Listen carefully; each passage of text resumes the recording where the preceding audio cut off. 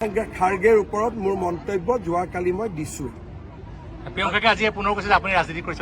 মই আৰু কি ৰাজনীতি কৰিম, তেওঁৰ লগত আৰু যুঁজ-বাগৰ কৰি থকাটোতো মোৰ কাম নহয়। মই যি ক'ব লাগে মই কৈ দিছো। কোনো 15,000 যুৱক তাত ট্ৰেইনিং ল'ব যোৱা নাই। এইটো মল্লিকাৰ্জুন খাৰ্গে ল'ৰা প্ৰিয়ংক খাৰ্গে এটা অপপ্ৰচাৰ চলাইছে। তেওঁৰ দেউতাক মল্লিকাৰ্জুন খাৰ্গে ভূপেন হাজৰিকাক ভাৰত ৰত্ন দিওঁতেও অত্যাধিক লজ্জাজনক মন্তব্য প্ৰদান কৰিছিল। এই গোটেই খাৰ্গে পৰিবাৰজনেই অসম বিৰোধী। বাপেকে ভূপেন হাজৰিকাক অপমান কৰিছে, পুতেকে অসমৰ যুৱ শক্তিক অপমান কৰিছে।